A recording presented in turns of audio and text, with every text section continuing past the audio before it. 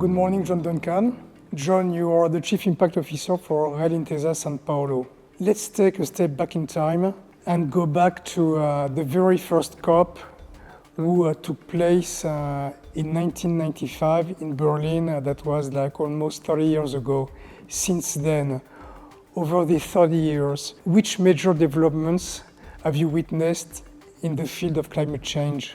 Great question. So I guess the first thing I would say is one of the biggest shifts that I've seen over this 30 years is a greater level of alignment around the science. That's the first thing. And then the second thing is I would say is that over those 30 years, I would almost say that there's been 3 attempts at different frameworks for governing global climate change. The first kind of attempt was just a global set of vague rules that no one really followed and nothing really happened. The second iteration was to employ the market and employ the market mechanism. And, you know, with the carbon credits and the CDM market, we've seen a couple of false starts. But I think the current iteration of global climate governance that was really crystallized in Paris is interesting in a sense that it's a voluntary opt-in model where countries are choosing to willingly participate in this global crisis. And I think that shift in governance is probably the most important from a global perspective.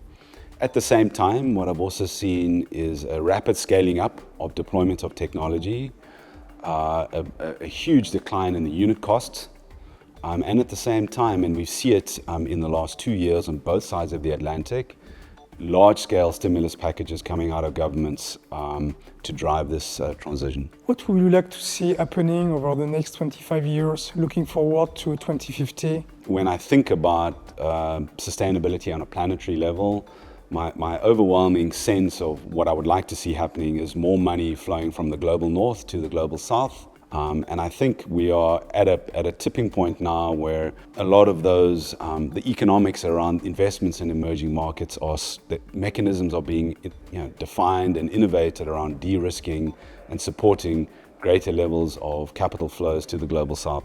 From a green economy perspective, which initiatives do you find the most attractive, the most fascinating?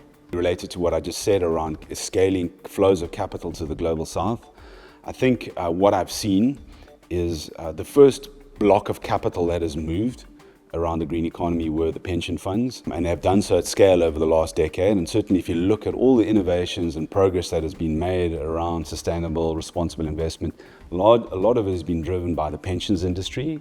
And the pensions industry, obviously, they have a 20, 30-year liability horizon. So the context for sustainability is easy to understand when you're looking with a 30-year time horizon. I'm now obviously working in the world of private wealth, and there the investment time horizons are shorter, but that short-term horizon cuts both ways because private capital can also be catalytic in a very short time frame. And so one of the big things that I'm personally quite excited and motivated about is what I would call this democratization of access to private markets. So the emergence of more and more digital platforms that facilitate private capital flowing into investment-grade private market assets.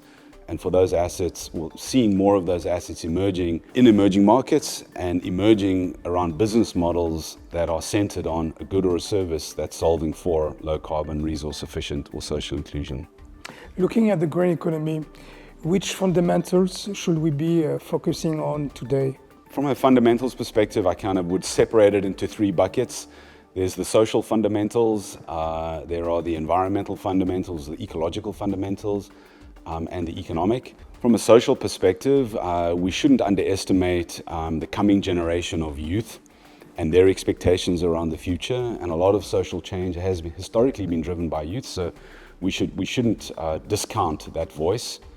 The second fundamental, which I think is important, is the growing scientific evidence base that is showing to the globe with a lot more clarity that we are reaching some pretty important tipping points in terms of various global ecological systems functioning, and we should be mindful of those.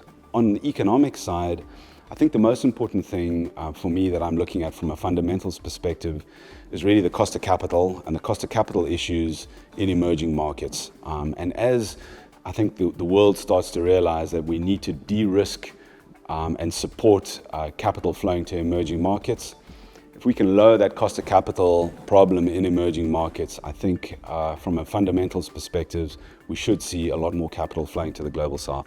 Thank you, Jon. Thank you for joining us today and for sharing your interesting views. And I look forward to seeing you again very soon. Thank you. Thank you.